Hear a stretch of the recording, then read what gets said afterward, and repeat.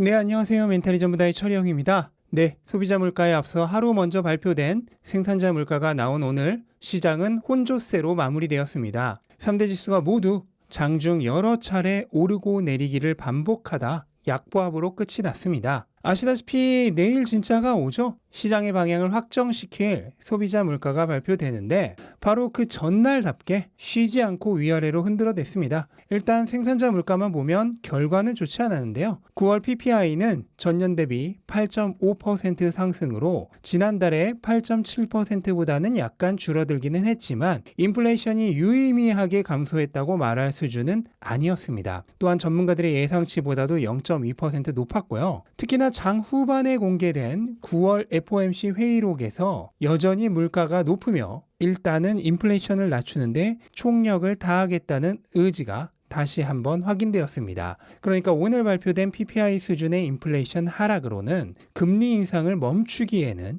역부족이라는 뜻입니다. 닐 카시카리 미니애폴리스 총재도 오늘 발언을 통해 연준의 입장을 재확인시켜 주었는데요. 인플레이션이 확실하게 둔화하는 조짐이 보일 때까지는 긴축을 해야 한다는 입장을 다시 강조했습니다. 더불어 가능성이 가장 높은 시나리오로 기준금리가 4에서 4.5%까지 올라가고 상당 기간 그 금리에서 동결하면서 이후 경제 지표들을 확인하고 금리를 내려야 할지 올려야 할지를 판단하는 것이다 라는 얘기를 했습니다. 그런데 이건 사실 매파적이라기보다는 오히려 비둘기파적인 의견에 가깝습니다. 왜냐하면 시장이 원래 예상하는 연말금리는 최대 4.75%포인트거든요. 근데 카시카리 총재는 그보다 한 단계 낮은 수준에서 금리를 동결해 놓고 상황을 보고 결정해야 한다는 얘기를 하고 있으니 오히려 지금 시장의 예상치보다는 온화한 의견입니다. 어제 브레이너드 부의장도 긴축 정책이 과도하게 경기를 위축시킬 가능성에 대비해서 속도 조절이 필요하다는 뉘앙스의 발언을 했는데 오늘 카시카리 총재가 얘기한 4에서 4.5% 정도에서 금리를 동결해 놓고 이후 추이를 보면서 조절하면 된다는 발언도 거의 의미가 일맥상통하는 얘기라고 보시면 될 것 같습니다. 언론에서는 당분간 피봇이 없다느니 뭐라느니 되게 매파적으로 얘기한 것처럼 써놨는데 표면적인 언어에만 매몰되면 이렇게 진짜 의도를 잘못 판단하기 쉽습니다. 저는 오히려 이런 발언을 하는 연준 의원들이 하나둘 늘고 있는 것이 역시 금리 인상 사이클의 종료가 다가오고 있다는 작은 조짐들로 해석하고 있습니다. 다만 카시카리 의원은 한 가지 중요한 부분을 강조했는데요. 현재 연준이 계속해서 강력한 긴축 정책을 펼치는 가장 큰 이유가 강력한 고용시장 그리고 그로 인한 임금 상승 때문이라는 점을 분명히 밝혔습니다. 제가 여러 번 설명드렸듯 임금 인플레이션은 인플레이션의 가장 마지막 단계에서 오는 인플레이션의 최종 형태이자 가장 후행성으로 쉽게 잡히지 않는 인플레이션입니다. 따라서 연준이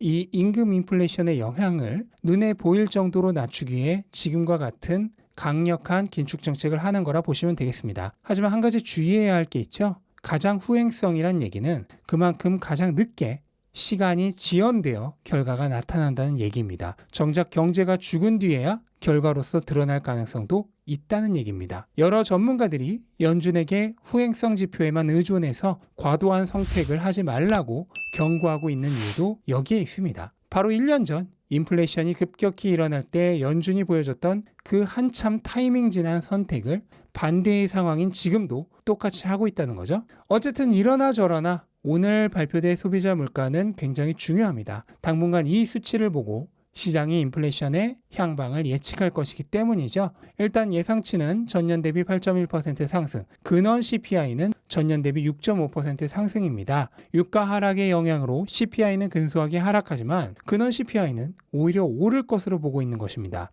이 예상은 대체로 맞을 것 같습니다. 왜냐하면 오늘 PPI에서 이미 예고편이 모든 걸 스포일러 해버렸기 때문입니다. PPI는 전월 대비 연간 상승률이 딱 0.2% 떨어졌죠.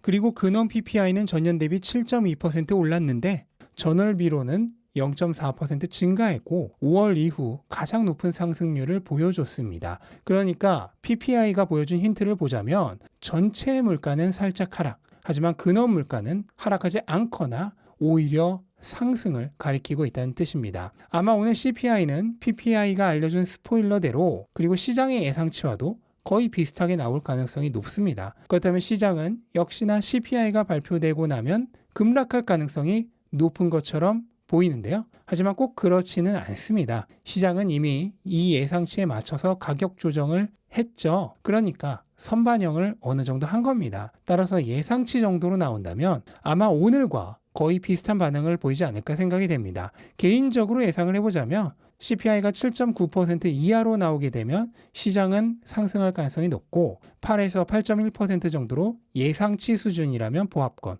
그리고 8.2에서 8.3% 정도로 예상보다 약간 높으면 약한 하락, 그리고 전월치인 8.3%보다도 높으면 강한 하락으로 진행되지 않을까 예상을 해봅니다. 물론 이것은 어디까지나 예상일 뿐임을 잊지 않으셨으면 좋겠습니다. 그래도 유가가 최근 계속해서 하락하고 있기 때문에 다음 달 인플레이션부터 다시 유가 공포가 시작되는 거 아닌가 하는 우려는 약간 잠잠해지고 있는 게 그나마 다행인 부분입니다. 유가가 감산 소식에도 불구하고 생각보다 하락하지 않는 것은 감산이 11월부터로 아직 시행이 되지 않았고 현재 달러가 강세를 유지하고 있기 때문입니다. 원유는 달러로 구매하기 때문에 달러가 강하면 그 달러를 주고 사야 하는 원유 가격은 상대적으로 하락합니다. 달러가 강해지면 주식을 포함한 모든 달러 표시 자산의 표면적 가격은 내려갑니다. 이 개념은 반드시 알고 있어야 하죠. 다만 의외의 복병이 현재 계속해서 시한폭탄으로 남아 있습니다. 바로 채권 시장인데요.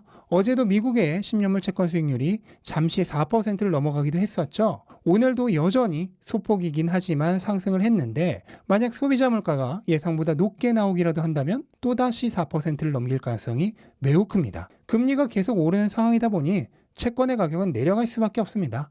내가 오늘 3% 이자를 주는 만기 1년짜리 채권을 샀다고 해보겠습니다. 그런데 바로 다음 달 4% 이자를 주는 채권이 나왔다고 해보겠습니다.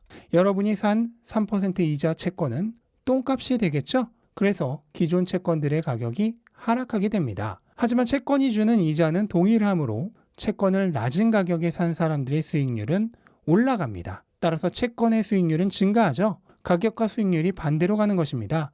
이게 현재 채권 시장에서 벌어지고 있는 일입니다. 그런데 미국이 금리를 너무 올리다 보니 다른 나라들도 따라서 올릴 수밖에 없고 결국 전 세계적인 채권 가격의 하락과 함께 채권 시장의 붕괴가 서서히 나타나고 있습니다.